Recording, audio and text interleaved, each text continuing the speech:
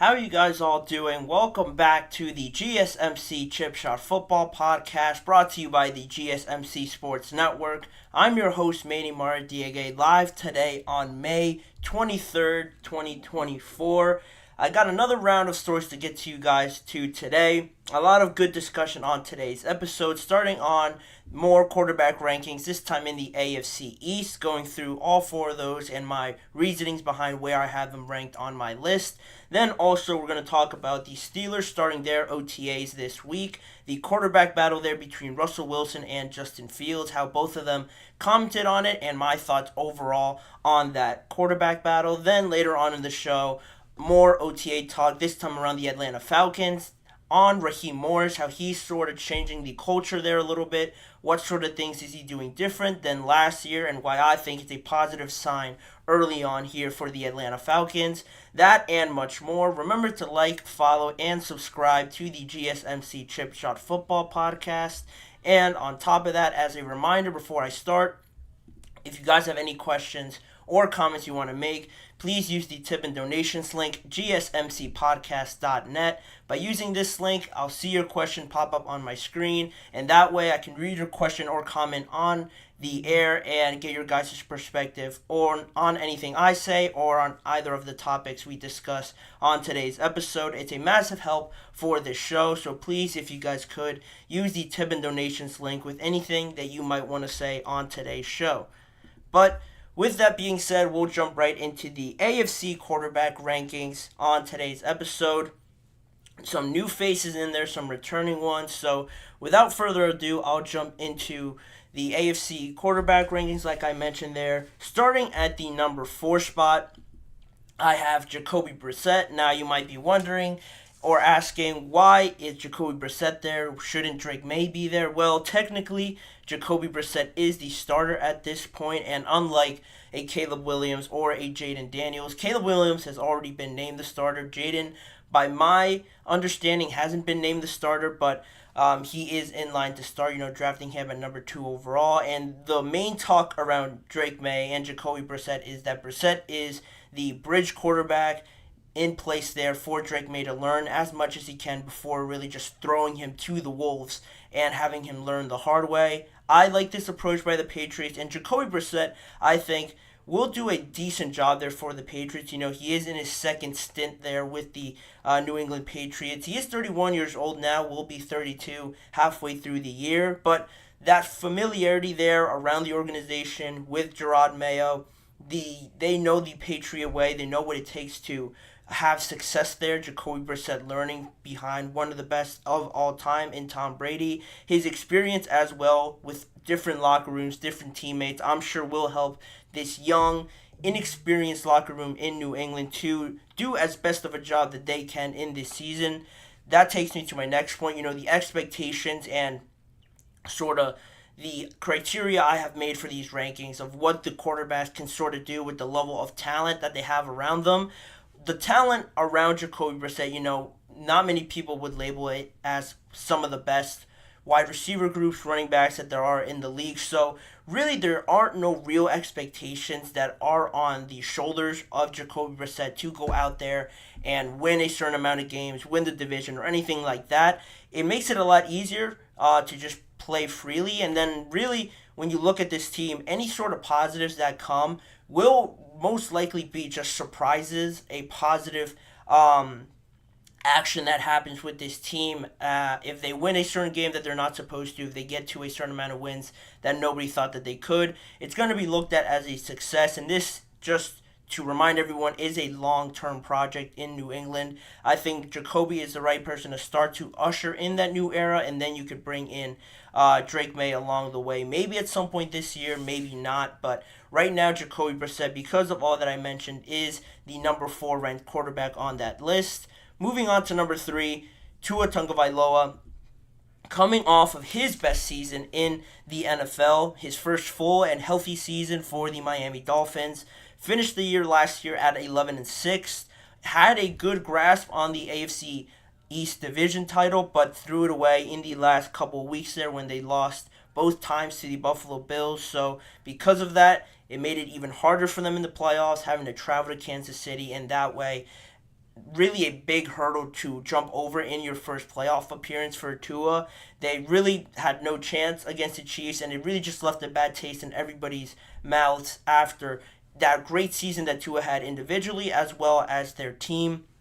If you look at Tua statistically, on top of the healthy season that he played, he backed it up with putting up some pretty impressive numbers. First in the NFL in yards, over 4,600 yards, 29 touchdowns, which was top 5, 14 interceptions, which he has to clean up, but he had a completion percentage of 69.3. That was top 3 in the NFL as well. So, great year in 2023 just gives you hopefully more confidence if you're the Miami Dolphins to sort of figure out a contract there with Tua. He has all the leverage really at this moment to point to these stats and to the just evidence that he can be that number one guy. It seems to be a mutual understanding there between the two of them. But in terms of just quarterback, what you'd want in a quarterback, he might not be the most elusive guy, the hardest guy to tackle one-on-one, but in this division, how he compares to the other ones, he's probably only second to one other guy, so that's something you could work with. Arm talent, it might not be the strongest arm in the division, but extremely precise, like I mentioned there, with the completion percentage. And the biggest point with Tua is just the level of talent and the expectations that are on his shoulders compared to Jacoby Brissett, who I just finished talking about. You have Tyreek, you have Jalen Waddle, you have a great running game as well. The defense isn't too shabby either. So now that you at least have gotten to the playoffs and you've shown everybody that you could stay healthy and perform at a high level, it is a start. It's not the sort of performance you'd want to put out there, but it is a start for this team, and now they have to continue it, and they have the responsibility to be in that playoff hunt each and every year, to validate to being the guy for them into the future. He stands in at number 3 for me on my quarterback rankings. He has room to grow. Good signs after last year, but for now, I don't think he supersedes this next guy I have on my list at number 2, being Aaron Rodgers. Hard to say Aaron just because, he didn't play at all last year. He played a total of 4 plays. If that, and he is coming off of that injury like I mentioned, how will he look? How will his mobility look? How will he look comfortability-wise just in the pocket, trying to elevate this New York Jets team to where everybody has had them in the last 2 years. Last year, they were Super Bowl favorites. He got hurt. That got thrown in the trash. Then this year, again, they're back in prime time for the majority of the first 12 weeks. So clearly, the NFL has a vision for them, how he transitions into that starting role and how quickly he starts looking like Aaron Rodgers again will be a huge sign to see where this New York Jets team really goes. In terms of accomplishments, he beats out all the other guys in this division. He's made it to a Super Bowl. He's won one Super Bowl MVP, future Hall of Famer, multiple-time regular season MVP. So he has that all under his belt.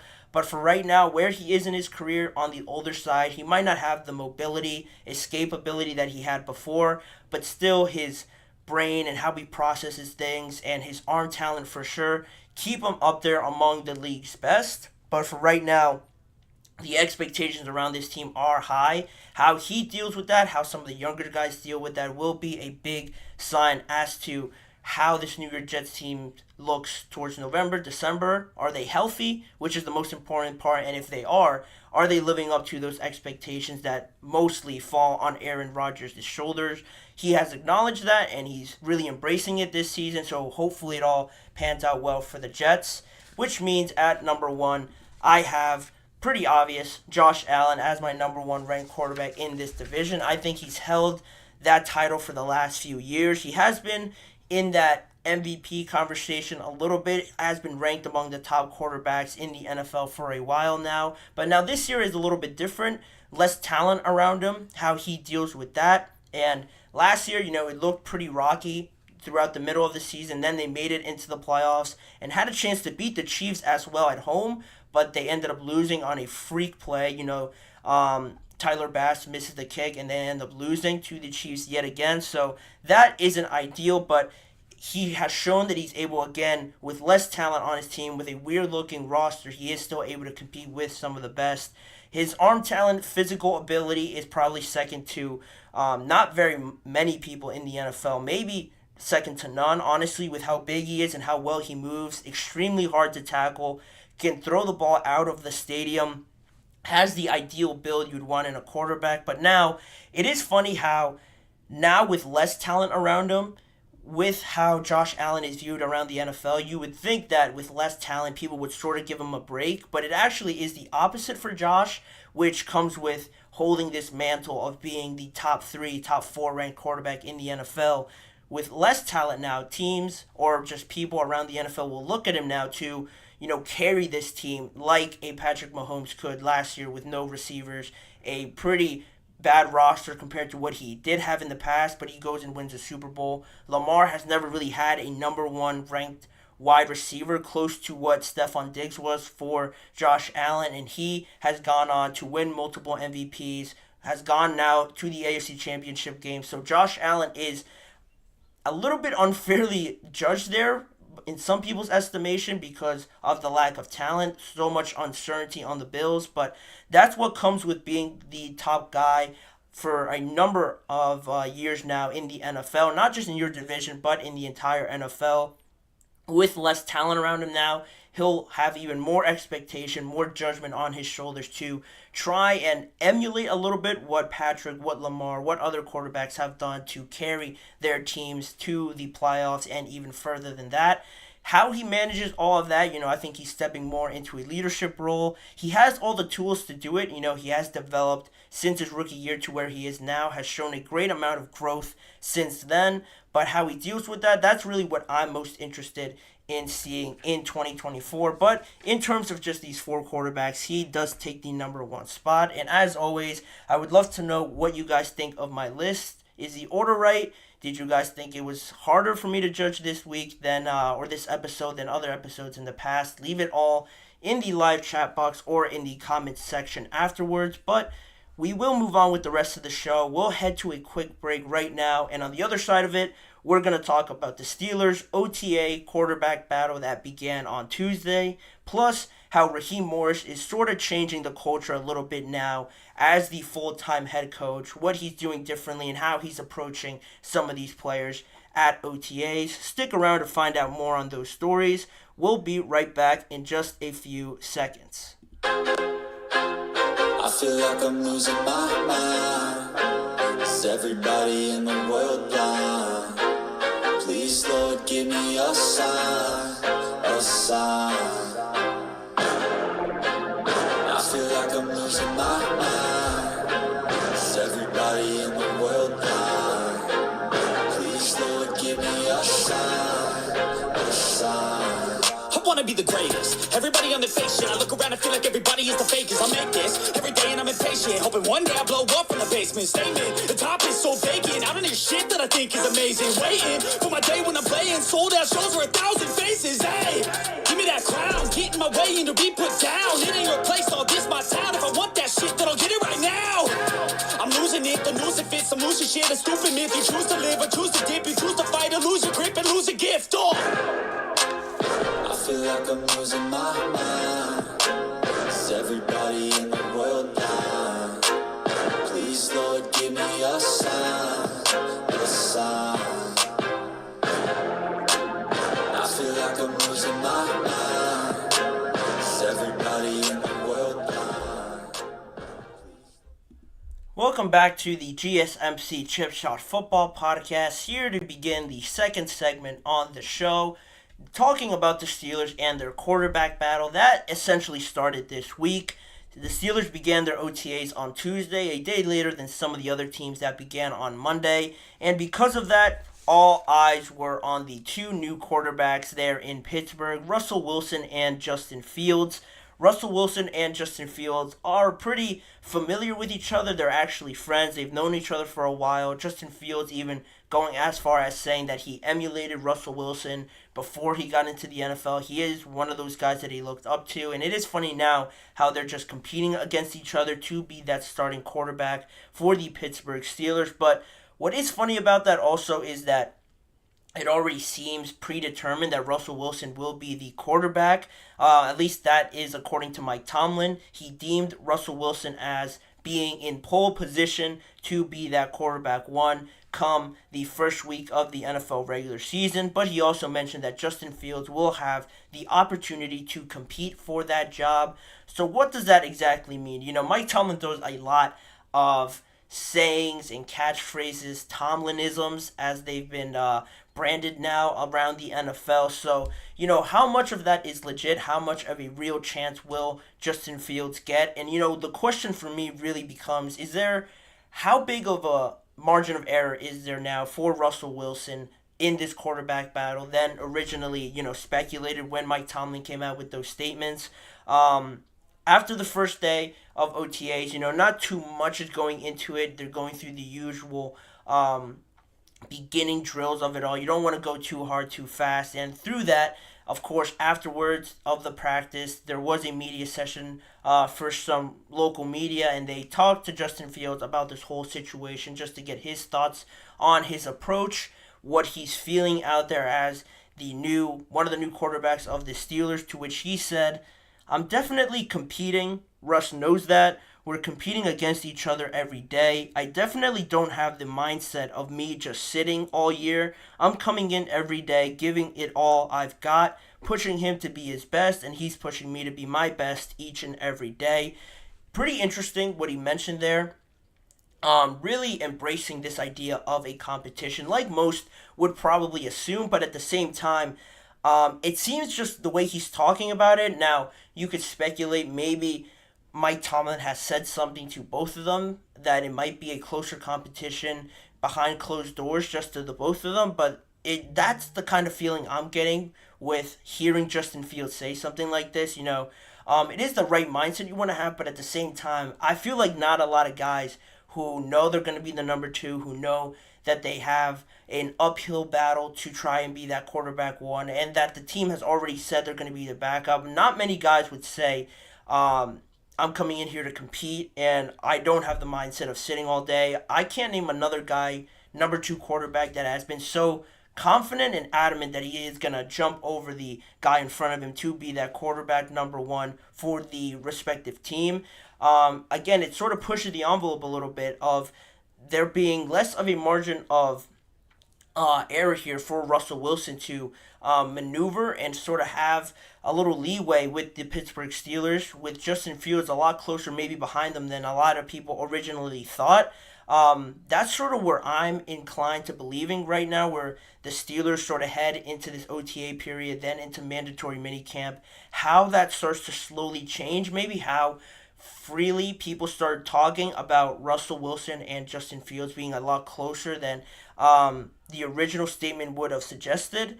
On top of that, Fields also mentioned that he wanted to be in Pittsburgh because of Mike Tomlin as well and the Steelers organization as a whole. He also believed that he has a lot more room to grow and saw Pittsburgh as the ideal spot to do that. And I think, again, with those conversations that you have with the head coach, with the general manager, or whoever you speak to during the free agent period, there has to be some clarity, I would have to imagine, and believe that the Steelers would have provided to Justin to make him believe that he can come in here and really have a shot at being the number one quarterback, because at the same time, it doesn't make sense for the Steelers to bring him in and just sit him all year and have Russell Wilson 100%, he's our quarterback, we're not moving off of that.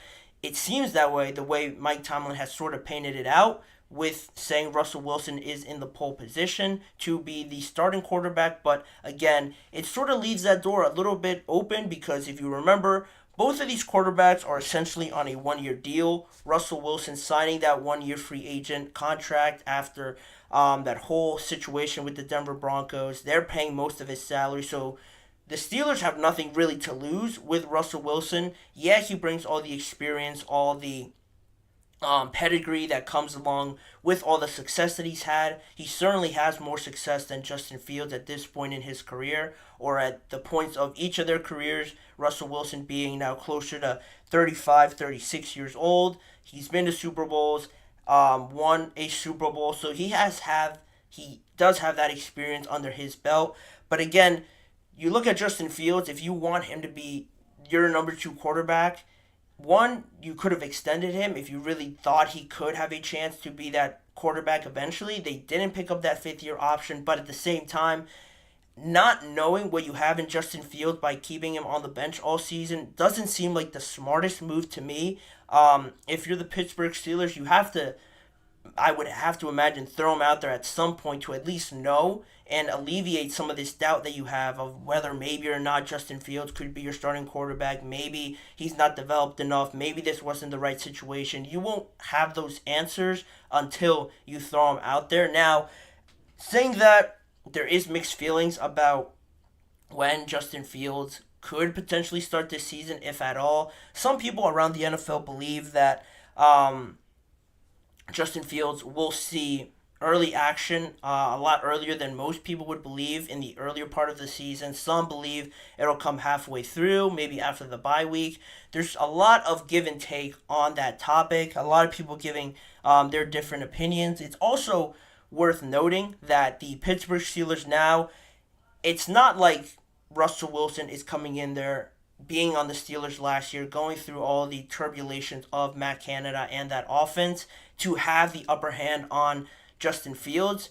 Both of them are coming in fresh. Both of them are trying to learn a system along with everybody else. So that, again, is another reason for me to believe that the margin of error, the room between Russell Wilson and Justin Fields isn't really like this. It's more so a lot closer like this, I believe, just because they're trying to learn a new system with Arthur Smith, as well as is everybody on that offensive line, the receivers, the running backs. Everyone is in the same boat to start, so there's no real upper hand other than Russell Wilson has just a better resume right now than Justin Fields does, but where they have been playing recently, it's a lot closer in performance than a lot of people would give Justin Fields credit for at the end of the day. And I believe, again, that it is closer than most people would give Justin Fields credit for. But again, it makes you now even more think of the possibility as to why the Pittsburgh Steelers wouldn't name this an open competition between both quarterbacks. Why would they say Russell Wilson is the starting quarterback right now to sign to that one-year deal? Well, my theory around that whole situation, what I would answer to that would be, I think it really just comes down to getting the best out of both quarterbacks and sort of where they are in their career. You know, you're Russell Wilson. I mentioned all the accolades he has before. You don't want to be in a quarterback battle with Justin Fields, who is on his expiring rookie contract, hasn't really proven to be that first-round talent of quarterback that he showed at Ohio State. So you sort of get the best of both worlds by saying Russell Wilson is the starter and Justin Fields will have an opportunity, because Russell Wilson comes in with the expectation that he will just continue being the starter. He believes he's still a starting quarterback, so you give him that peace of mind to come in and say, I'm the guy. I'm going to run with the number ones. It's really my show to lose at the end of the day. And for Justin Fields, you give him a bigger chip on his shoulder to work harder, to try and develop a lot faster, to prove to all the coaches and everyone around the NFL that he truly can be a starting quarterback in this league. And that's sort of my thinking as to why Mike Tomlin would paint this out to be Russell Wilson's job to lose in the first place, to try and keep both of them happy, I guess, is the term for a lack of a better one.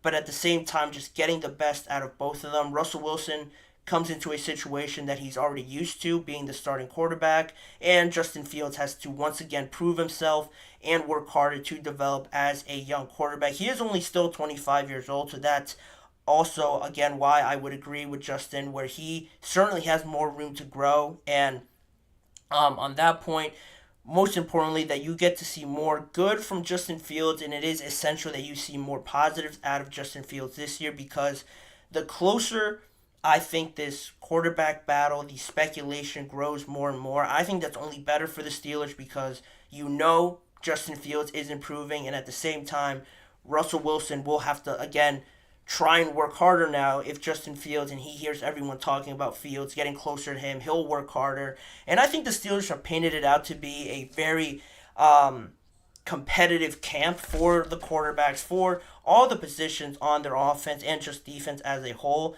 It seems like that's the attitude they want to embrace this year, and it starts from the quarterbacks, and I think it'll only benefit them going into 2024. They certainly have a lot to work around, like we talked about last week, how hard their schedule is, all the new sort of coaches and players that they have to integrate. It is going to take a big effort to get that all in line, but if they don't have a quarterback, you know how much does all that other stuff really matters.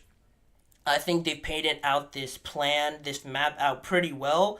Mike Tomlin, no surprise, knows what he's doing. How it gets executed, you know, that's a whole different story. We're going to have to wait until September for those answers. But in the meantime, we'll continue on with the show. More on the Atlanta Falcons and their new head coach, Raheem Morris, how he's implementing his new stamp on the Atlanta Falcons and what he wants to bring to that organization, plus some early takeaways from the New York Jets, start of OTAs, and also talking about the NFL maybe implementing some more technology into the game of football that we all know and love. Stay tuned to find out more on those stories. You're listening to the GSMC Chip Shot Football Podcast. Looking for your daily fix of sports talk without having to pay for it? GSMC Sports Network is available on YouTube. Just search GSMC Sports Network. Get your fix of daily sports talk shows on YouTube, absolutely free. NFL, college football, NBA, MLB, MMA, UFC, fantasy football, and so much more. GSMC Sports Network has shows running all day long, with new sports shows starting every 2 hours. Just like on your favorite cable sports channel, except GSMC Sports Network is absolutely free. Just search GSMC Sports Network on YouTube to catch one of your new favorite shows, like the GSMC College Football Podcast, Chip Shot Football Podcast, Hoops and Heels Women's Sports Podcast, GSMC Basketball Podcast, and so many more. Check it out for yourself. GSMC Sports Network, now available on YouTube absolutely free. Search GSMC Sports Network on YouTube right now. Welcome back to the GSMC Chip Shot Football Podcast. To jump right into our next segment on hand, more OTA storylines, this time more focusing in on a new head coach down there in Atlanta, Georgia. Raheem Morris in his first season as the head coach of the Falcons this season. And it's odd talking about Raheem Morris just because usually in OTAs you hear the classic stories of coaches and other veteran players talking about some other player that impressed them, someone that's really doing their homework, someone that's working extra hard. It's usually somebody raving about the players, but in this instance, it's sort of flipped, and all the players are raving about Raheem Morris and what he's really doing very well early on to start the OTAs process, and what really is making everybody fall more in love with Raheem Morris, really, to start this new era in the Atlanta Falcons era with this new young core that they have and new head coach. He's doing all the right things, it seems, according to some of the players. As an example of sort of the picture that you can get with Raheem Morris and what he's bringing to the table, veteran safety Jesse Bates mentioned it a few days ago at a media availability at OTAs. He said, coaches sometimes try to go pick on somebody and they're like, sorry, I'm not picking on you. Raw's like, I'm picking on you. I want you to be better. I expect more out of you. All has to do with changing the culture and changing this idea of, accountability. I think is the biggest thing I think of when I analyze this story. Raheem Morris going out there and saying, yeah, I'm trying to pick on you. I expect more out of you. I want to see the best out of you is essentially what he's saying there, according to Jesse Bates. And I like that to start off right away because you instantly send the message to everybody that this is the standard with the Atlanta Falcons. That's the sort of standard he's trying to set. So already he gets an A-plus grade for me. I really like that about Raheem Morris. He seems very much engaged in everything that he does, really focusing in on the little things as well, it seems, with him as a coach. And also, linebacker Caden Ellis also mentioned it in his statement as well to the media. I'm so excited to work with these guys. They're not just amazing football coaches, they're amazing men. The energy they bring is awesome, and it hasn't dropped off yet. That's another thing Raheem Morris really wanted to emphasize as he came in here through his first OTAs, that he really wants to change the vibe around not just the team, but around really the entire organization and any room that he walks into. And it makes sense because if you look at the Atlanta Falcons recently, they're coming off of three straight 7-10 seasons and a playoff drought that extends really longer than anybody except the New York Jets and the Denver Broncos. Not the sort of company you brag about that you're in with the Atlanta Falcons and the Broncos and the Jets. So they clearly want to change that. They are slowly building this young, exciting team that now they have Drake London in there, Kyle Pitts, Bijan Robinson, all hits that they hit on in the NFL draft. And now sort of piecing it all together. It didn't really work out last year with Arthur Smith and that system that he ran. It really just comes down to the quarterback that they have in hand. They seem to be overly stocked up at that position now with Kirk Cousins and Michael Penix. So you don't really have to worry about that, which was ultimately the main goal for Raheem Morris and the Falcons organization into drafting Michael Penix as high as they did.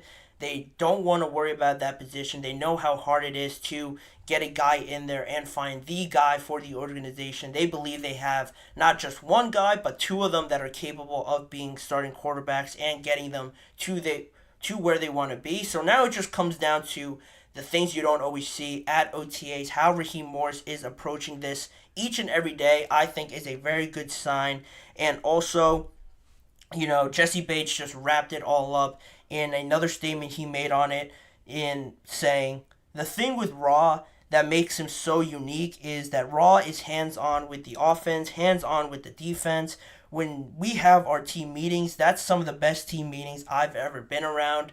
That all just encompasses really what I had in my mind what Raheem Morris is as a coach, and it is all great right now. It's all sunshine and roses, and it all seems still to be in the honeymoon phase with Raheem Morris. So I ask myself now the question of, looking past this season, looking towards the potential struggles, the transitional period you get with so many new players trying to learn a new system, a new quarterback as well coming in, a rookie and a guy that's never been there before. With all these good feelings already, will Raheem Morris sort of get a fair evaluation as a head coach after the 2024 season? You usually, when these situations happen, a new head coach comes in and trying to deal with a whole new young team. A lot of the times, because you have a Bijan who everybody could agree on is great, you have a good young promising talent in Drake London. Kyle Pitts, again, another player few people would say isn't a good player. A lot of people know that these guys are great, and sort of the way that this goes, if the Falcons have another, say, 7-10 season, 8-11 season, something like that, or I should say 6-11 season, if they have another season like that, will Raheem Morris get a fair evaluation then to see how much he's put into this job and how much he's already seems so engaged in it? Will he get a fair evaluation and the trust, essentially, is what I'm trying to get at, from the organization that, all right, he sort of built a foundation here at OTAs. Everybody seems to love it. All the players seem to have gone behind it. At this point, that could change or that could enhance itself as it goes further and further into the summer, into August, and then the regular season. That's something to watch out for as well. And it is worth noting and just keeping an eye on if this trust between the organization and Raheem Morris sort of plays out into a fair evaluation later on, because new head coaches a lot of the time get to be scapegoated with some of these young teams that just clearly are lacking in some areas, but the head coach, is the one who takes up the brunt of the responsibility. And I feel like sometimes coaches are let go of when they really weren't the problem, and I am hoping that that's not the case with Raheem Morris. That's the question that I am thinking of right now. It seems like all these players are really embracing his mentality and what he's trying to bring to Atlanta, and I think it's the way of going about it if you're Raheem Morris, bringing that extra energy around a team that for the longest time or for recently have been stuck in this middle gray area around 500, 7-10, maybe one game above 500, not being good enough to make the playoffs. Raheem Morris seems to just trying to exclude all that noise and just focusing in on each and every day, which is great. And it comes down, again, if you look at Raheem Morris on who he is as a coach, where he comes from in his history, he comes from Super Bowl winning staffs with the Los Angeles Rams. So that should also point to the organization, not that he has been influenced by other great coaches, but also that he has learned from these great coaches, these great other organizations like the Rams in recent history, to suggest that he knows what he's talking about, to trust him even more in what he's doing. This is just very much the baseline foundational work of what he's trying to build eventually, as I would assume, when he gets more help on the defensive side of the ball, you get more experience, more chemistry on the offensive side as well. Results are obviously what matters. It is what everybody judges it off on, just right in general. If you look at the team, you look at the record, oh, they must be awful if they're 7-10, 6-11 or something like that. Or if they're just 500, they're just all right. They could get better. Without really looking at what Raheem Morris is trying to do, I think that's a very skewed way of going about it. So the results are what matter, but the approach that Raheem Morris is trying to bring and trying to change the culture a little bit is what I think matters most, especially with a young team, like I mentioned, trying not only to set an identity for the whole organization, but something that the players can be on board with. And it seems, according to Jesse Bates, Caden Ellis, and all other players, I'm sure, that they are now starting to buy more and more what Raheem Morris is doing. There were some question marks thrown early at him because of the Michael Penix pick. Some of that inexperience as a head coach, some people might point to as the reason as to why they made that selection. But it looks like he's just walking right over that, not paying any attention to it, and really believes that he has a good team to make some noise in the NFC. I think they have the offense to do it. They have a lot of great players. I'm still weary on the idea of how this defense is going to look. He is a defensive-minded coach, so maybe that helps out a little bit more on that side. Maybe he has seen something in these players that not everybody, including myself, evaluates them as, but that is still in question for me. On the offensive side of the ball, I think they're good. Whether or not Kirk Cousins is the guy to do it, you have Michael Penix now in there as well. Everybody else I'm all right with. Just piecing it all together and fixing that defense, I think, gives them a good shot this year. I certainly think they're going to be better than 7-10. I think they will break that streak, but what is deemed as a good season will sort of develop as the year goes on. But anyway, that's all on that story. We're going to move on with a couple more stories on today's show. I mentioned some early takeaways from the Jets starting their OTAs, as well as on Tuesday what's being said about Aaron Rodgers, their offense, and some players that are standing out. That is coming up in just a few seconds. Also, the NFL testing out this new optical tracking system to determine the yard to gain situations in football. How they're going to do it, they're going to test it out in the preseason. I'll give you guys more details on that story in just a few seconds, so don't go anywhere.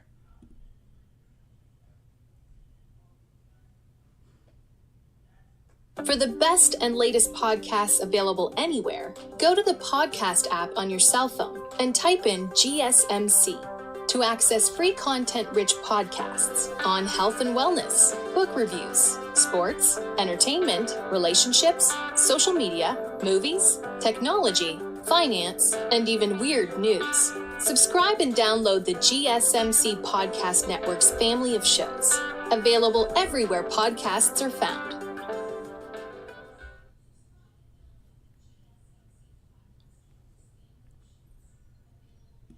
Moving right along on today's show, before I get into the New York Jets and how they've begun their OTAs period of the offseason, I want to mention to you guys one last time on today's show, if you have any questions or comments you want to make, use the tip and donations link you see on your screen.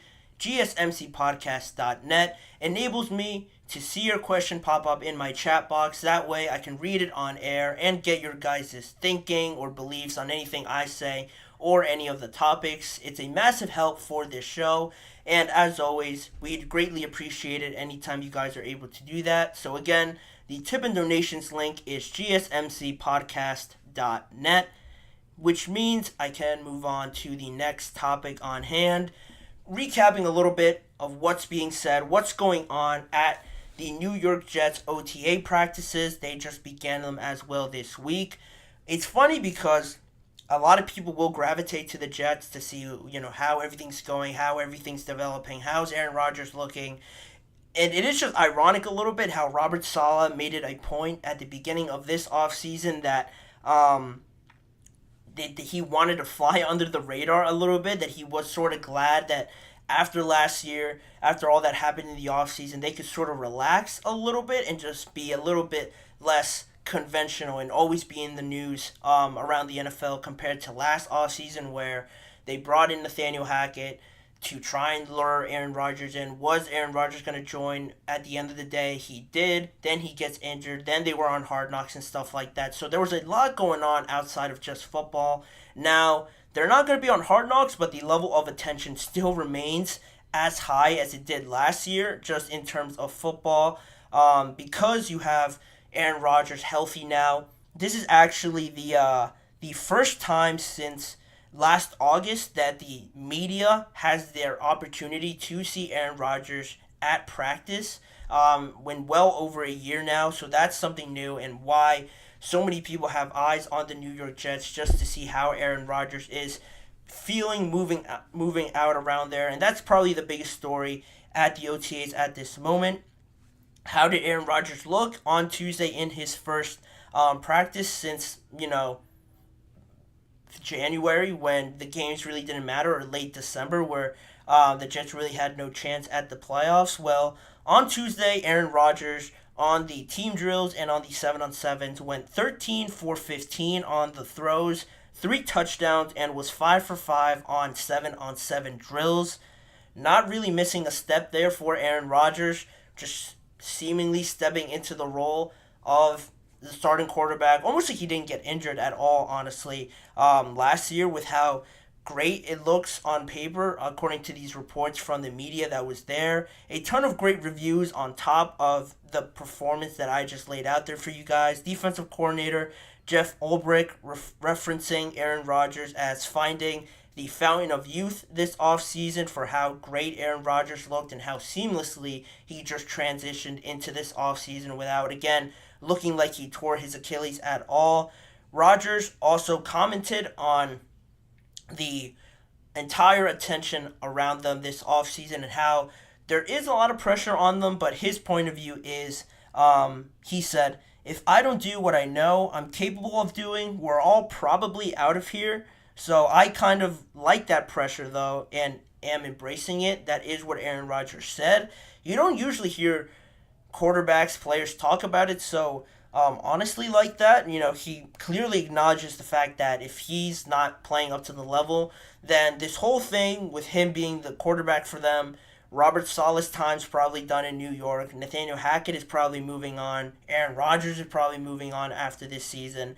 That is a lot of pressure, not something that many quarterbacks, I think, would have the courage to put out there in the media to sort of elevate it and grow it into a bigger monster than it already is. But Aaron Rodgers seems to like it. I'm sure a lot of fans will like that approach, and he seems to be doing very well early on, but I'm sure that'll be monitored as the offseason goes on. In other news around the New York Jets, as big of a story potentially to Aaron Rodgers is how that offensive line is sort of developing. Tyron Smith actually practiced on Tuesday to start off the OTAs period because he is an older player. His health is in question. He hasn't been the healthiest in recent years, so the fact that he was out there was good. But on the other side, Elijah Vera Tucker, their new offensive lineman, John Simpson, and Morgan Moses didn't practice at all on Tuesday. All 5 of them haven't been on the field together as of this moment. 3 of the 5 of them also are brand new to the New York Jets team and just trying to learn a whole new offense. So not ideally what you want to see out there out of your offensive line. You want to get them as many reps together as you can. And Robert Saleh acknowledged that he wanted and needed to have all 5 of them out there, but he did seem pretty confident that it would only be a matter of time before everybody got to see all 5 offensive linemen out there. But for right now, that still remains, a bigger question for the New York Jets at this point. Moving on also now to the defense, again on Jeff Ulbrich. His defense usually doesn't follow or doesn't have a lot of movement in it, stemming from his time with the Seattle Seahawks. It brings up the idea of Sauce Gardner traveling, moving around, and sort of following the opposing team's wide receiver number one. He hasn't really done it at all through his first 2 years in the NFL, but Robert Saleh said that they plan on having Gardner move a lot more around this year and sort of follow the wide receiver ones, because last year they felt that opposing teams just simply stopped targeting the side of the field that Sauce Gardner was on. So at that point, he is still impacting the game. He's covering off a whole side of the field, but he isn't really making a big impact that he is capable of doing if teams just simply don't throw at him. With all the motion and movement that you have on offense, they can get their number one receiver open, and Sauce Gardner can't really do too much about it if he's not allowed to move. This year, Robert Saleh said that will be the case, and Sauce Gardner is up for it in year 3, has deemed himself as the best corner in the league, and really wants to go out there and prove it by following around guys all over the field. How he takes on that challenge will be something to watch as well, because from all you hear from defensive backs, playing on one side of the field, you sort of get used to it and knowing where the boundaries are, and playing off of that, you get pretty comfortable doing it, just playing one side. How he follows and adjusts to that will be something interesting as well, I think. And just also on other notes around the New York Jets OTAs, the excitement over Hassan Reddick from defensive coordinator Jeff Ulbrich was pretty great. Hassan Reddick hasn't been out there as of yet, but it did hurt to lose Bryce Huff, but bringing in Hassan Reddick and all that he's done in recent years certainly has defensive coordinator Jeff Ulbrich pretty happy. Also, the Rodgers to Garrett Wilson connection was in full effect on Tuesday. They looked pretty much in sync right from the start. They had a couple of highlight plays on the New York Jets defense, a couple of good catches and highlight catches from Garrett Wilson, which is something you'd love to see. Finally seeing that connection between Rodgers and Garrett Wilson, almost really seeing the ceiling and what kind of heights Garrett Wilson can reach with a level of quarterback that Aaron Rodgers is. That's exciting to follow as well. Also, on the offensive side of the ball, Robert Saleh is allegedly taking a larger role in the offensive play calling. Woody Johnson, the New York Jets owner, has said it would happen, and also Aaron Rodgers confirmed it, that Robert Saleh has been more involved on the offensive side of the ball. Usually he is more hands-on on the defense because that's where he comes from his time with the San Francisco 49ers, and it all comes off of the back of that story I mentioned, I want to say last week, on the New York Jets looking for other options outside of Nathaniel Hackett, sort of losing confidence in him after last season, but they didn't find anybody else to sort of replace him or one-up him in the pecking order. Instead, Robert Saleh is taking in a larger role on offense. Whether or not that means calling the plays or just giving his input will be something certainly intriguing to watch as the offseason goes on. And also as a standout, rookie wide receiver Malachi Corley, other than making himself famous by saying he's staying with Aaron Rodgers in his guest house, he is also getting numerous good reviews from his early performance in OTAs, has really stood out from a physicality point of view with how he plays, how aggressive he is at the point of attack. His explosiveness is something that the New York Jets are really excited about, and Robert Saleh also said that he is becoming a guy that they want to get the ball in his hands as much as possible. Very good praise early on for a rookie wide receiver. Not jumping off of any stat sheet early on, but it's certainly somebody to keep an eye on as OTAs continues. But that's really the most of what's going on with the New York Jets so far. Still early doors, but some encouraging signs if you're a fan. Aaron Rodgers looks good. You have some guys stepping up, and Robert Saleh taking in more of a toll on offense. How that is going to affect them going forward will be determined later on, but that'll do it for that segment. We have one more on today's agenda to talk about the NFL integrating a new optical tracking system to determine the yard to gain situations that find themselves a lot of times in football. How it impacts the game, how they'll sort of try it out in the preseason will be coming up in just a few seconds. You're listening to the GSMC Chip Shot Football Podcast.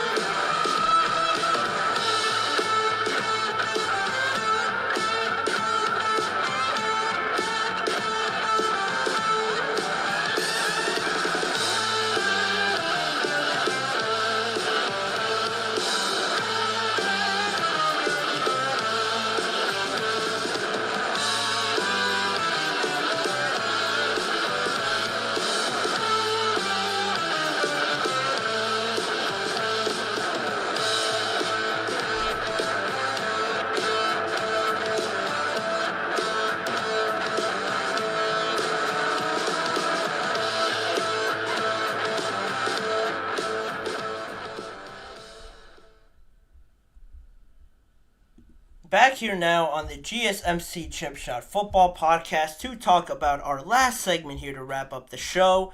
The NFL trying to integrate a lot more technology into their game of football. It was announced recently that the NFL is moving forward with an optical tracking system for line to gain rulings, according to sources close to CBS Sports. They were the first to report on this news, and also mentioning how the NFL has previously tried out this system a few times, actually, in a couple of stadiums around the NFL this past season, actually, and it all seemed to have been going pretty well, and the full system will be given a full preseason trial run this year. So by the time August comes, we're going to see some of this new technology be implemented in some of the preseason games. How quickly and how efficient it looks on there will be, I'm sure, the major talking points. But to talk about the optical tracking system, what does it mean and what actually is it? Well, I'll say I'm not an expert on the most advanced technological terms and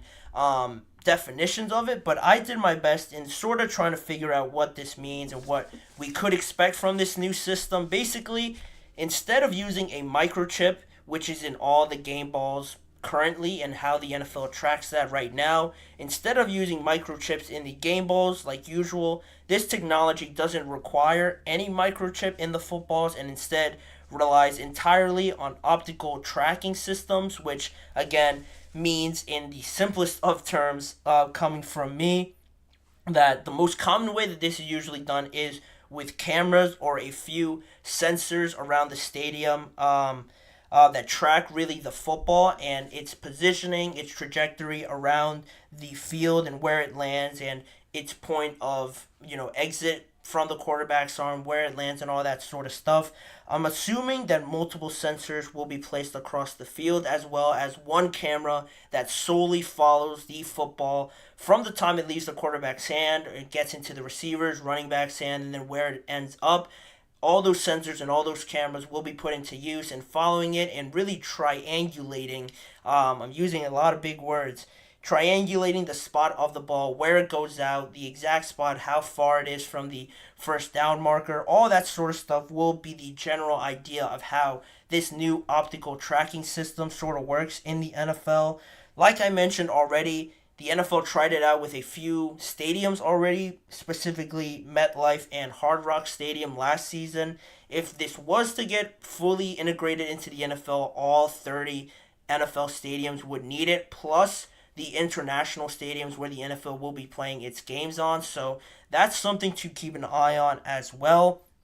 What does this mean for the regular chain and markers out there that have to take their time and running out there and measuring it all as closely as they can? Well, they're still going to be around, but instead of being the main, relied upon option to go to measure out the line to gain situations. They're going to be sort of used as backup options if the system, if there's any problem with it, or if it's just not acting as it should. It'll be a backup and also act as a reference point on the sidelines for the coaches and the players and some of the fans in the stadium. So it's not going to be completely wiped away, but it won't be the main go-to option for some of these situations that you find yourself in the NFL. Also, on this topic, sources said that if the system goes well this preseason without any issues and everyone seems to be on board with it, then they'll try to fully integrate it into full-time use for 2024, just this season, and really try it out in all the regular season games. And I assume also if it does as well as they plan it on doing, it'll probably be implemented in the playoff games as well. Obviously, the NFL Competition Committee approved this system and its use in the preseason back in March for all NFL teams. It wasn't really talked about as much back then, but now to fully grant it, they need the league's trust, and that's why they're trying it out for one final time in this year's preseason to see how close to completion it is to fully throw it out there for regular season games. Because if you think about it, these line to gain rulings, the 4th and 1s, the 4th and inches, if the quarterback or the ball fully crossed over that first down marker, they are pretty important situations that happen in football. So to test it out in the preseason, we'll have a lot of eyes on it because some of these situations sometimes are so important that they determine the whole swing and momentum of an entire game. And oddly enough, sort of like the trend has been with other things like the kickoff rule and other rules that the NFL has sort of copied from other leagues, this system is already sort of existing in the UFL, sort of how they determine their line to gain situations, and it gets pretty precise if you have a chance to go and look at it, how the UFL does it. They get it pretty precise down to the inches and down to exactly how close it is to the first down marker. They have a whole system that, projects the image out onto the fans watching at home, how close the ball is, and it just does it pretty quickly as well, which I think is another big point of this entire system, because the games, in all honesty, are long enough. So I'm of the mindset of, if you can get more technology in there, I always see it as a good thing. It can only help because you try and eliminate the human error of the whole situation. And if you have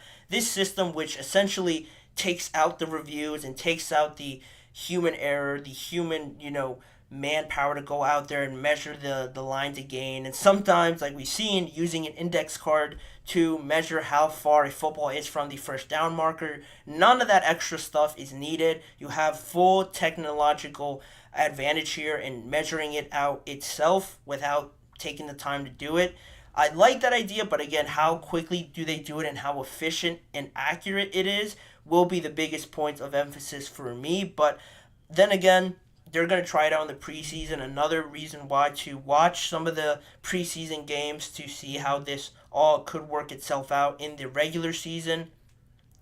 For the idea of it, how it turns out at the end of the day will be interesting. But I want to know what you guys think about it. Do you guys feel that more technology in the NFL right now, as it's currently been implementing, is it going too fast? Do you like all this technology in the NFL currently, or do you think it should be taken out of it? I know that's a whole bigger issue in other sports like soccer with VAR and other sports around the world, but I feel like the NFL has done the best job of trying to do it. You have some technology complaints in the NBA and what's being reviewed and what's not. I feel like the NFL's done a great job of it, and that sort of gives me more confidence into buying what they're trying to implement now with the optical tracking system. It has sort of worked out in the past. Trying to implement it now will be something certainly to keep an eye on, but at the same time, I'm excited about it. I think it could only help if, again, you take out the human error of it. You're still going to need referees around, of course, but it should be interesting to see how it all pans out with the NFL trying to integrate some more technology into the game and trying to make it as efficient and as entertaining as possible. But on that note, that'll be all I have on this subject as well as on today's show. Thank you guys all for joining me on today's episode of the GSMC Chip Shot Football Podcast, brought to you by the GSMC Sports Network. Make sure to like, follow, and subscribe to the show, as well as following the network on Facebook, Instagram, X, and on TikTok as well. If you want to see more of me and this show, check out the GSMC Sports Network channel and the GSMC Podcast Network channel on YouTube, where YouTube Shorts are posted every weekday. All the live recorded shows, full shows, are all on both channels, and individual segment videos. If you don't have time to watch an entire show, each segment is placed on both of the YouTube channels as well. As a final reminder, tune in every weekday at 6:30 p.m. Eastern Time for more discussions and football talk with me, Manny Maradiegi, as your host. Thanking you guys for joining me on today's show, and hopefully I see you guys all back here again to wrap up the week tomorrow.